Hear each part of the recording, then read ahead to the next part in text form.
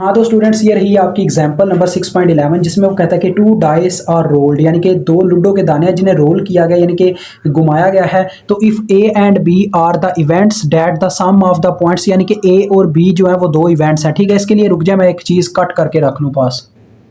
अभी कैंची पास नहीं है, चले कट क्या करनी है आपको वैसे ही दिखा दूंगा। ठीक है, तो वो कह रहा है ए एंड बी दो इवेंट है। ठीक है, सबसे पहले तो बच्चों आपको इसका सैंपल स्पेस पता होना चाहिए क्या होगा। देखें, जब दो लूडो के दाने रोल किए जा रहे हैं, आपको पता है एक लूडो के दाने में कितने दाने होते हैं, 6।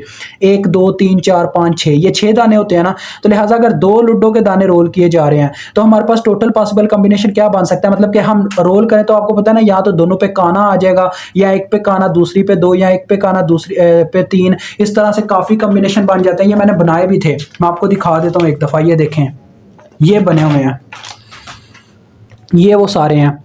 तो इस तरह से ये 36 कॉम्बिनेशन टोटल बनते हैं, क्योंकि 6 की पावर, हाँ टोटल 6 दाने हैं, तो जितने आपके लूडो के दाने आप इस्तेमाल करोगे उतनी पावर करके आपने चेक कर लेना कितने कॉम्बिनेशन बनता है। तो दो हम दाने इस्तेमाल कर रहे हैं वहां पे भी, तो लिहाजा 36 कॉम्बिनेशन आएंगे। तो एनएफएस किसके बराबर हुआ, 36 के। ठीक है बच्चों, तो एनएफएस फिर हमारे पास किसके इक्वल आ गया, 36 के, क्योंकि यहाँ पे भी हमारे पास लूडो के दो दाने हैं। अब बच्चों बात आती है, दो इवेंट्स उसने ले लिए, एन ऑफ ए और एन ऑफ बी। ठीक है, एन ऑफ ए देखते हैं कितना है और एन ऑफ बी कितना है, चेक करते हैं। फिर इनकी प्रोबेबिलिटीज निकाल के हमें आगे ये फाइंड आउट करना है। ठीक है, देखो वो कहता है, पहले उसने ए की बात की है कि ए की जो मतलब कि जो ए इवेंट है ना वो क्या है जी, सम ऑफ पॉइंट्स इज 8, यानी कि ए में ए के जो नंबर ऑफ इवेंट्स हैं उसमें जो दोनों दानों का सम होगा, यानी कि जो दो दाने आए होंगे उनको अगर जमा करें तो 8 बनता होगा। ठीक है, ये वो कहना चाह रहा है। तो चलो आओ चेक करते हैं कितने दानों का 8 बनता है। आ जाओ बैक, ये देखो बच्चों, 1 जमा 6 करें 7 बनता है, यानी कि इससे पीछे वाले जितने भी दाने हैं उनका कोई 8 नहीं बनता होगा। 2 जमा 6 करें तो 8 बनता है, ये 2 जमा 6 8। एक तो ये दाना हो गया 1 पॉइंट। उसके बाद 3 जमा 5 करें 8 बनता है, ये हो गए 2 पॉइंट। उसके बाद 4 जमा 4 करें तो 8 बनता है, ये हो गए 3 पॉइंट। 5 जमा 3 करें तो 8 बनता है, ये हो गए कितने, 4 पॉइंट। और 6 जमा 2 करें तो 8 बनता है। लिहाजा टोटल बनते हैं 5 पॉइंट ऐसे जिनको जमा करने से हमें 8 मिलता हो। तो डेट्स वाई एन ऑफ ए आपके पास इक्वल होगा किसके, 8 के। आपने पहले बच्चों, सॉरी 8 कह गया हूँ, 5 के, 5 ऐसे दाने हैं। आपने पहले उसको ना लिख के दिखा देने हैं वो वाले दाने के कौन कौन सा दाना है। ठीक है, यानी कि कौन कौन से पेयर हैं जिनको जमा करने से आपको 8 मिलता है। तो 5 ऐसे हैं। अब आगे देखो वो कह रहा है कि बी एक ऐसा इवेंट था जिसमें क्या हो जी, बोथ डाइस से शुड गिव आड नंबर, दोनों डाइस हमें आड नंबर दे रहे हो। तो मैं भी आपको यहाँ पे वैसे ही मुझे याद है लूडो के दानों में क्या क्या होता है। एक 1 1, देखो दोनों आड नंबर है। 1 3 हो सकता है, उसके बाद एक हो सकता है 1 5। ठीक है, ये दोनों आड हो गए ना। 2 वाला भी इसमें से खत्म हो गया, 3 वाले पे फिर आते हैं क्योंकि 3 नंबर बनता है।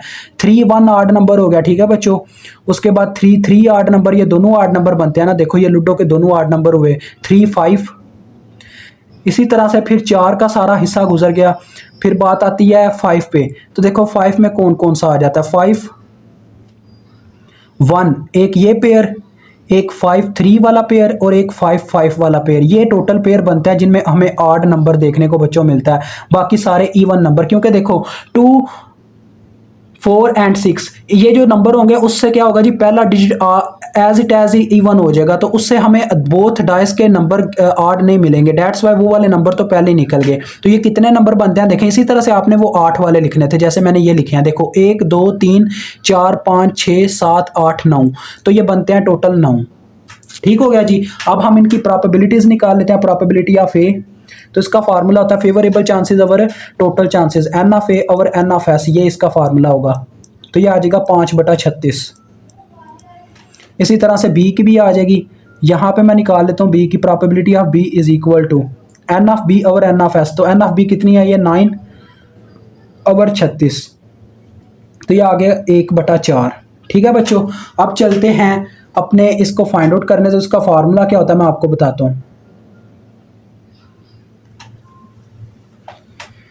तो बच्चों यहाँ पे अभी तक जो हम मतलब के पढ़ रहे हैं ना, ये जिस टॉपिक के अकॉर्डिंग इसने एग्जांपल दी हुई है ना, उसमें आपको प्रोबेबिलिटी का ये एक थ्योरम का फार्मूला, ठीक है, ये नॉट यूनियन वाला फार्मूला है, ये यूनियन वाला फार्मूला नहीं है जो मैं लिख रहा हूँ, ये एक थ्योरम का फार्मूला जो हम इस्तेमाल करते हैं। जो यूनियन वाला वो कम अज़ कम बहुत कम ही देखने को मिलता है इस्तेमाल होता हुआ। वैसे यूनियन के हमेशा जब दो चीज़ों में यूनियन हो और उनकी प्रोबेबिलिटी निकालना होता है, ये थ्योरम ही इस्तेमाल होता है।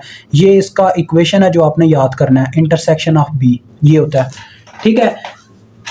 अगर सिंपल हो ना बच्चों, तो probability of A union B में दोनों की प्रोबेबिलिटीज को जमा कर देते हैं, ए की प्रोबेबिलिटी और बी की प्रोबेबिलिटी को, और जो इंटरसेक्शन होता है उसमें दोनों की प्रोबेबिलिटीज को मल्टीप्लाई कर देते हैं। तो ये फार्मूला फिर क्या बन जाएगा, देखें, A union B is equal to, values put करते हैं, पी ऑफ ए कितनी है 5/36, प्रोबेबिलिटी ऑफ बी कितनी है 1/4, माइनस इसमें क्या होगा जी, मैंने आपको बताया कि इंटरसेक्शन में प्रोबेबिलिटीज मल्टीप्लाई हो जाती हैं जिन दो के दरमियान इंटरसेक्शन हो रहा होता है। तो probability of A multiply by probability of B, तो ये आ जाएगा 5/36 probability of A multiply by probability of B जो कि 1/4 है। इसको सॉल्व करो और आपका आंसर आ गया, और कोई कहानी नहीं है इसमें इतनी लंबी। तो करते हैं जी 5/36 जमा 1/4, 7/18 माइनस 5/4 इंटू 36। तो ये बच्चों आपके पास आता है 17/48। लें जी, आपका ये क्वेश्चन सॉल्व हो चुका है। मुझे उम्मीद है आपको समझ आ चुकी होगी, कोई इतना मुश्किल ये क्वेश्चन नहीं था।